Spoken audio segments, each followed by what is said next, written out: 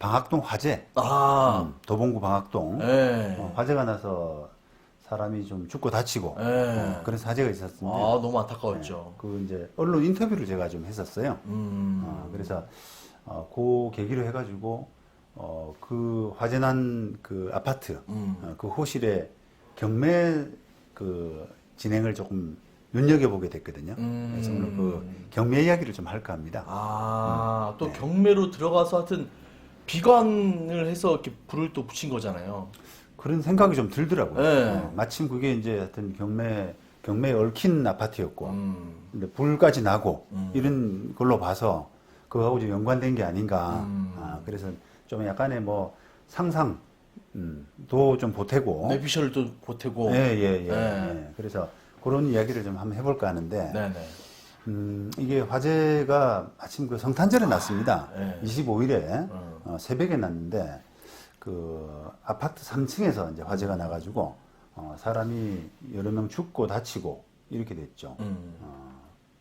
자, 이제 기자가 이제 전화를 해서 이게 경매 중이더라고요 이러면서 그 경매 그 등기부를 볼 줄 몰라가지고 기자가 좀 제보고 이제 분석을 해달라. 그렇게 해서 이제 저는 검토를 하게 됐는데 일단 그 등기부를 좀 보니까. 네. 그 이 아파트가 감정가가 한 10억 정도가 됩니다. 그리고 그런데 이 아파트에 이 경매 중이라고 그랬지 않습니까? 아파트 상태를 보니까 채권 최고의 기준으로 해가지고 한 11억 정도의 근저당권이 있더라고요. 꽉 차 있었네요. 꽉 차 있었죠. 네. 예. 근데다가 1순위는 이제 은행인데 2순위가 이제 대부회사. 대부회사에 큰 돈이 좀 묶여 있더라고요. 맞아요. 그런 걸로 봐서 보통 대부회사에 돈 빌릴 정도면은 상황이 좀 안 좋잖아요. 안 좋은 거죠. 신용이 없으니까. 그러니까. 그래서 이게 금액도 크고 또 어떤 그 채무의 질도 좀 안 좋고 이런 걸로 봐서 이분이 소유자가 부채에 좀 시달리고 있었구나. 이런 걸 조금 느낄 수 있었고요. 네. 자, 그런데 이게 공교롭게도 이 낙찰이 됐는데 언제 낙찰이 됐냐면은 이게 화재 발생 한 2달 전, 그러니까 10월 중순입니다. 네. 10월 중순에 낙찰이 됐는데 이 금액이 7억 4천만 원에 낙찰이 됐고 김모 씨라는 사람한테 이제 낙찰이 됐더라고요. 자, 그래서 이 화재 두 달 뒤에 이제 화재가 있었지 않습니까? 그러면 이분이 소유자가 많이 몰렸겠구나. 낙찰되고 이제 쫓겨날 그런 상황에서 불이 났으니까요. 그러니까 그 막 심리가 아주 완전 없었죠. 아주 그냥 그렇죠. 메말라 있었겠죠. 막 그렇죠. 나가야 되고 어디서 살아야 되나 뭐. 이게 보니까 소유권 취득한 지 굉장히 오래되신, 거기에 오래 사신 노인분인데, 이게 낙찰되고 쫓겨날 위기가 되니까 아마 피폐해져서 화재가 이어진 게 아닌가, 이렇게 이제 생각이 들었고요. 자, 그런데 이제, 이 잔금 납부 기간이 있지 않습니까? 그렇죠. 그 납부 기간 전에, 하필 이게 아파트 그 엘리베이터 게시판에다가 이 호실을 경매됐으니까 나가라. 이런 뭐랄까요. 더 창피를 준 거네요, 그러면. 아예. 낙찰자가, 그러면 안 되죠. 낙찰자 명의의 그 퇴거 명령서라고 하는 그런 제목으로 그런 게시가 됐다고 하더라고요. 아니, 제 소유권도 안 넘어왔는데 그렇게 하면 그건 안 되죠. 그렇습니다. 그래서 그거는 이제 이제 언론 기자가 이제 취재를 해보니까 그 주민들이 그러더라. 그런 게 붙었더라라고 이제 이렇게 취재 결과인데 아직 정확하진 않아요. 그런데 어쨌든 그걸 뭐 사실이라고 전제한다면 그런 게시물까지 붙었고. 그럼 오래 사셨던 분이라서 더 이렇게 되게 창피했겠네요. 창피했겠죠. 네. 그리고 또 경제적인 문제로 그 노인 부부가 자주 싸웠고 이런 이야기가 있었다라고 하더라고요. 그래서 이게 화재가 이 경매하고 이 주인 부부의 경제적 문제하고 좀 연관돼 있다. 이런 생각을 제가 좀 하게 됐습니다. 네. 자, 그래서 이제 그 계기로 해서 경매 과정을 조금 들여다보게 됐는데 이게 묘하게도 낙찰자가 이 잔금을 못 냈어요. 왜 그랬을까요? 저도 궁금하더라고요. 네. 그런데 이 잔금 납부가 만기가 10월 말, 11월 말, 11월 말. 10월 달에 낙찰을 받고 네. 11월 말까지가 내야 되는데 그걸 넘겨버렸습니다.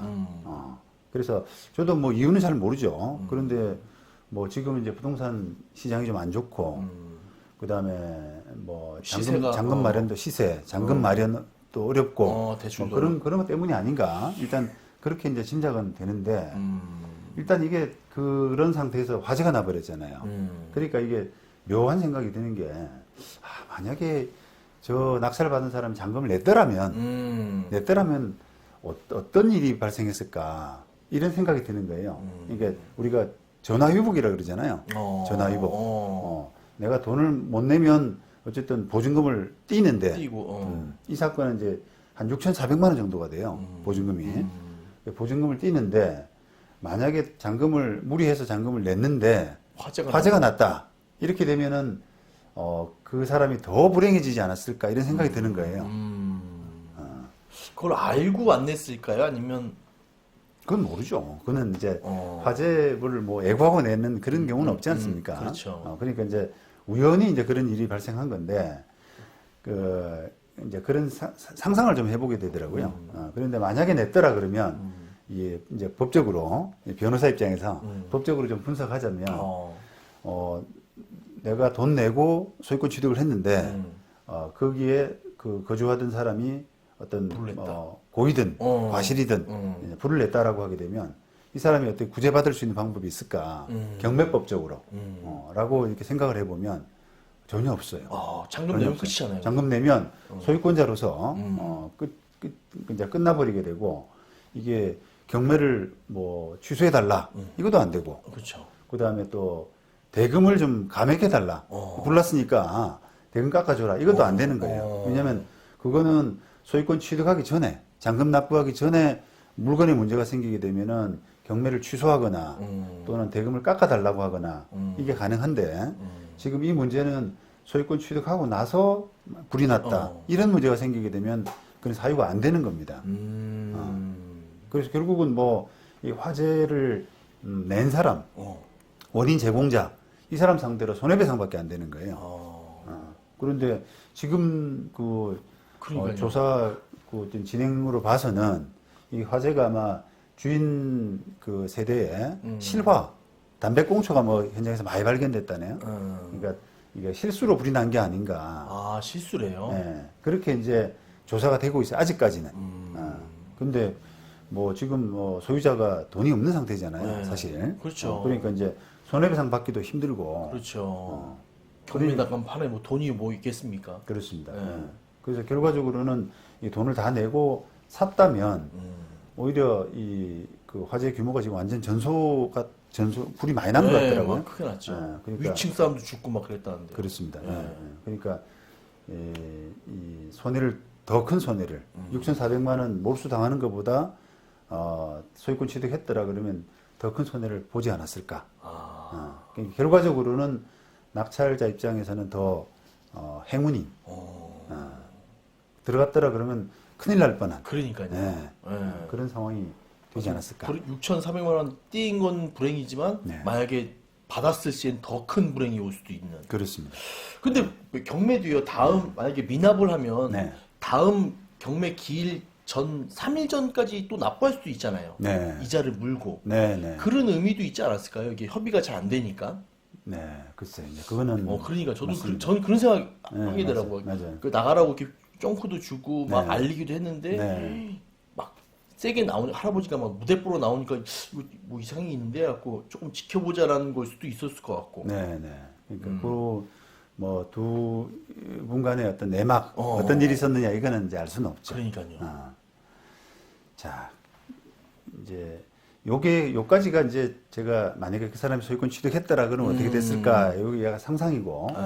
이제 그러면 요 화재가 이제 발생했지 않습니까? 그 현실로 돌아와서 지금 화재가 발생한 이후에 이제 경매 절차는 또 어떻게 될까? 요걸 한번 생각해 봤어요. 그러니까요. 이제 전소돼 가지고 이제 완전 이제 값어치가 떨어진 거잖아요. 그렇습니다.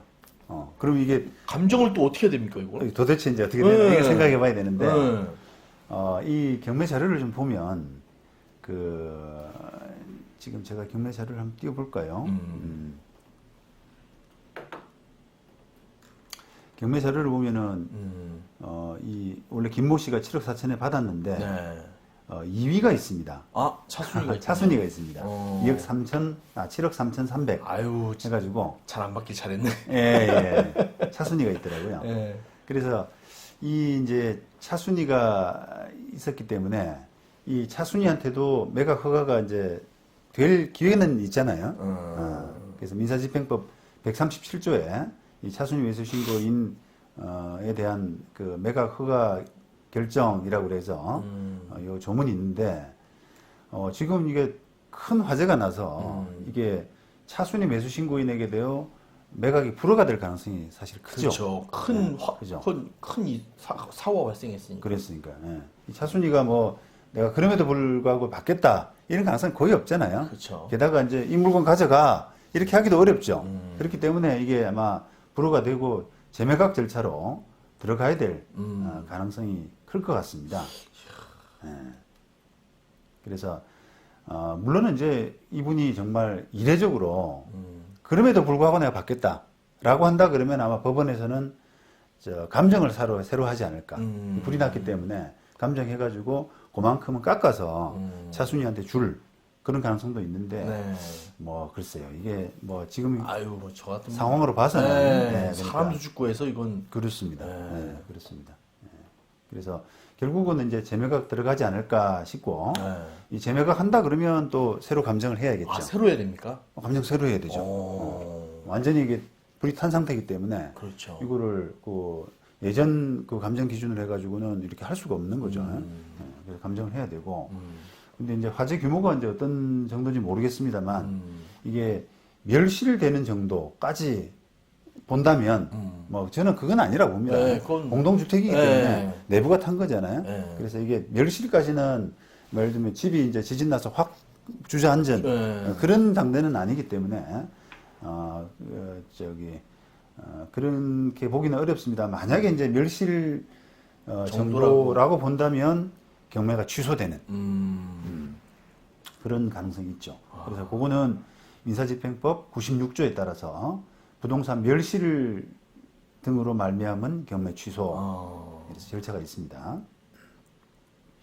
자 그리고 이제 배당 문제 낙찰된다면 배당은 또 어떻게 될까? 그러니까 채권자들은 진짜 와 손해를 이만저만이 아니겠네요. 네, 이제 불이 났기 때문에 이게 뭐 경매도 이제 재매각해서 떨어질 거 아니겠어요? 네, 그러니까 그렇게 되고 또 배당 문제도 한번 생각해 보게 되고 이렇게 제가 그 여러 가지를 고민해 봤는데 지금 원래 이게 낙찰된 금액이 7억 4천만 원이에요.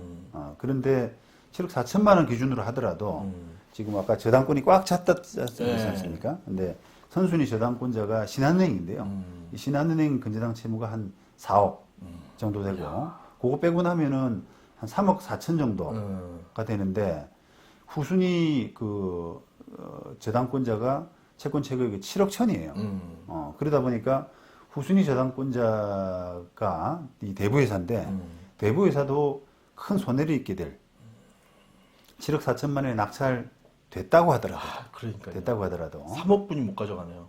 그렇죠. 이것저것 떼면 그렇습니다. 예. 자, 그런데 이게 화제가 났지 않습니까?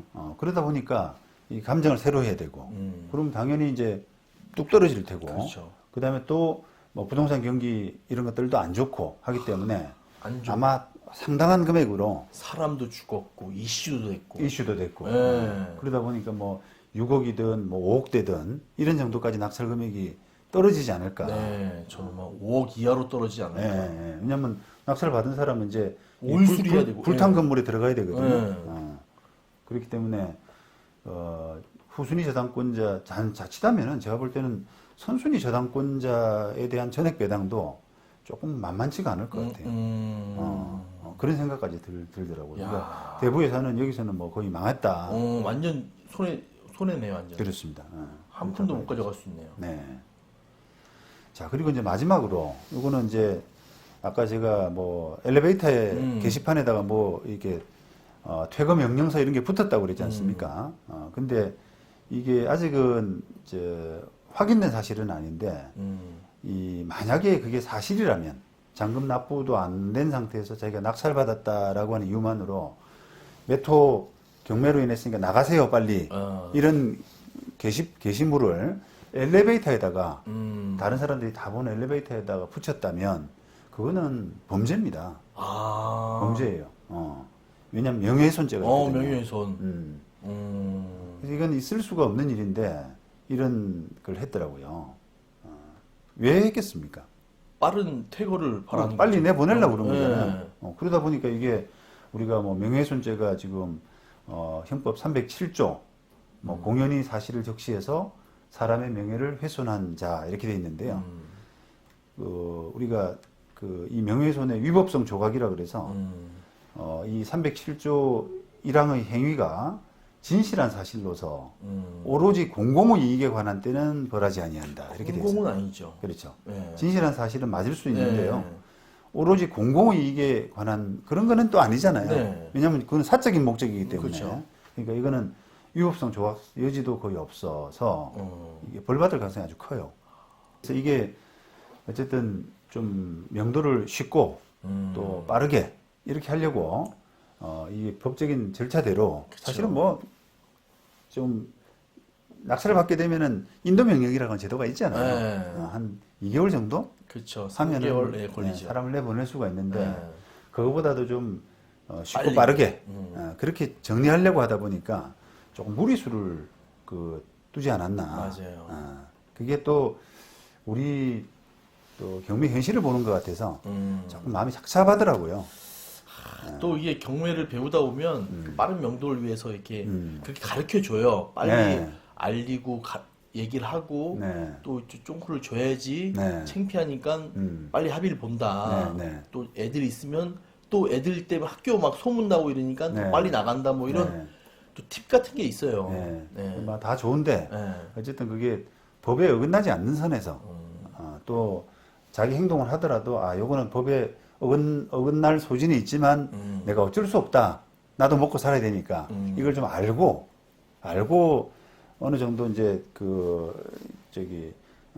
처벌을 안 받는 범위 내에서 유도리 있게 해야 되는데 그냥 이렇게 무턱대고 그냥 범법 인지도 모르고 하는 그런 경우도 많이 있더라고요. 많죠. 네. 진짜 다 하나 꼼꼼히 따져보면 법 태도라이 다 걸리죠. 네.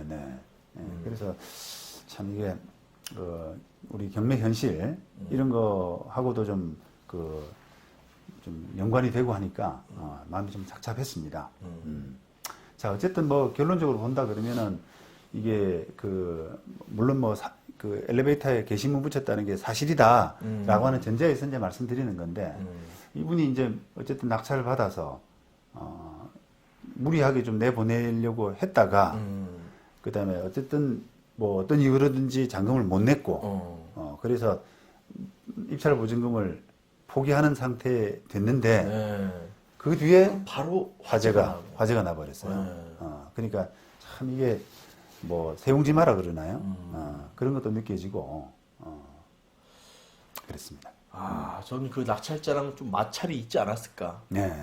마찰이 있다가 뭐 불화까지 가서 이렇게 결론이 나지 않았을까? 뭐 그런 생각 들고 별의별 그 소설 같은 생각이 막 들더라고요. 네. 물론 뭐 충분히 지금 합리적인 의심을 해볼 수 있는 뭐 그런 이제 만만치 않다. 이게 뭐 이렇게 했는데 저 사람들 반발이라든지 뭐 이런 걸로 봐서 막 가는 분들 있잖아요. 그러면 명도가 만만치 않다 이런 생각이 들어서 이제 포기했을 수도 있고 그런 거죠. 그래서 이런 부분이 나중에 또 기사 이제 취재에 따라서 그 화재 원인이라든지 이런 것들이 추가적으로 나타나게 되면 밝혀지게 되면 또 한번 다뤄보도록 그렇게 하겠습니다. 어떤 이유에서든 이렇게 잔금을 안 냈고 또 화재가 났는지 너무 궁금합니다. 네네. 그리고 또 추가적으로 이게 경매가 또 어떻게 진행되는지 그런 부분들도 저는 좀 궁금하고요.